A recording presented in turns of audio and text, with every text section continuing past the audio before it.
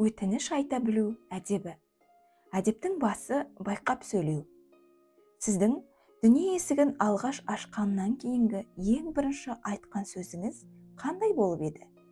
Мүмкін анаңыздың айтуынша ол сөз ана болса, әкеңіздің айтуынша әке деген шығарсыз. Ал әжеңіз сіздің ең алғаш айтқан сөзіңіз әже болды деп біледі. Бірақ сіз оны тіпті есіңізге де түсіре алмайсыз. Ал сіздің ойыңызша ол ана, әке, апа сөздерінің біреуі. Негізінен ол есімдерді айтпастан бұрын сіз өтініш айтып үйрендіңіз. Кішкентай кезіңізде анаңыз сізге сүт ішесің бе? Немесе әлдей ақ бөпем, ұйықтай қойшы ақ бөпем дегенін естіген боларсыз. Сіз енді тәй-тәй басып жүре бастаған кезіңізде әкеңізбен доп ойнадыңыз ба? Әкеңіз қолына доп алып, сізге менімен доп ойнайсың ба? деп допты сізге домалатқан кезде, сіз оның бір нәрсе сұрап жатқанын түсінетін едіңіз. Тіпті сіз ата-анаңыздың бір-біріне қалай өтінгенін естіген боларсыз. Үйдегі үлкендердің мына кітапты қарап болсаң маған берші. Қызым, бөлмеңді жинай салшы деген сөздері есіңізде болар. Сіз осы өтініштердің қалай тез орындалғанын да көрген боларсыз. Өтіну өте әсерлі сөздердің бірі. Сіз оны тіліңіз шыға бастаған кезде көп қолданатынсыз. Кімде-кім қалауын өтінемін сөзімен бастаса, немесе сол сөзбен аяқтаса, екінші бір жан оның өтінішін міндетті түрде орындайды. Өтініп тұрған адамның жасы маңызды емес. Мәселен, сіз 4 жасыңызда балмұздақ алып беруді сұраған едіңіз. Сіз 7 жасыңызда ата-анаңызға өтінемін, жаңа сөмке алып беріңізші дедіңіз. Себебі бірінші сыныпта қолданған сөмкеңіз ескірген еді.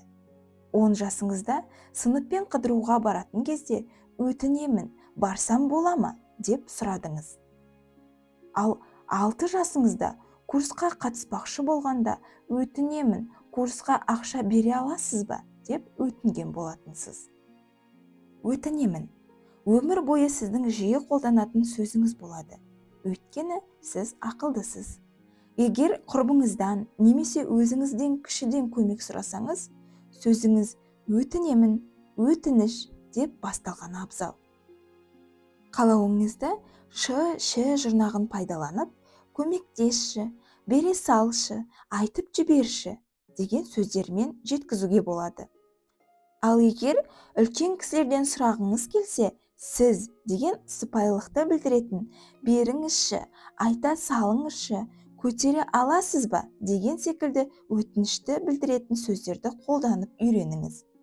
Мынаны ешқашан ұмытпаңыз. Сіз сыпайы түрде біреуден бір нәрсені өтінсеңіз, өтінішіңіз тезірек орындалады.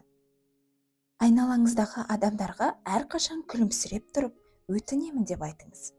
Мейлі ол сіздің ата-анаңыз, аға-әпкеңіз, іні-сіңліңіз, досыңыз, туысыңыз болсын, немесе дүкендегі сатушы болсын. Таныс емес адамдарға сыпайы сөйлеп, іні-сіңліңізге дөрекі болу дұрыс емес. Немесе керісінше, жақындарыңызға сыпайы болып, өзге адамдарға сыпайылық білдірмеу дұрыстыққа жатпайды. Себебі өтініш сиқырлы сөз. Оны қолдансаңыз, кез келген бұйымтайыңыз сыпайы естіледі. Қалауыңыздың тез орындалуы кішіпейіл болуда жатыр. Қаншайым кез келген нәрсені сұраған кезде өтінемін деп айтады. Тіпті өтініші маңызды болмаса да, сыпайы түрде өтініш білдіре алады. Егер біреу бір нәрсе керек пе деп сұраған кезде, қаншайым егер қалайтын болса, иә әрине деп жауап береді. Ал қаламаса, жоқ рахмет дейді. Қаншайым өтінемін деп бір рет айтудың жеткілікті екенін біледі. Және өтінем немесе өтінем деп айтпайды. Сыпайы болып ешкім ұтылған емес. Жоқ деп айтуға тура келетін жағдайлар болады. Бірақ оны шын себебін түсіндіре отырып, мәдениетті түрде жеткізіңіз.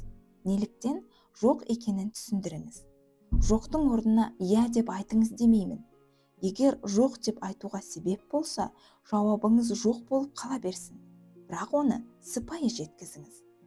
Ақылдыларым, сендерге әдебі әдемі Ханшайым бол кітабынан үзінді оқып бердім. Егер ұнаса, лайк басып, комментарий қалдырып, каналыма тіркелуді ұмытпаңдар.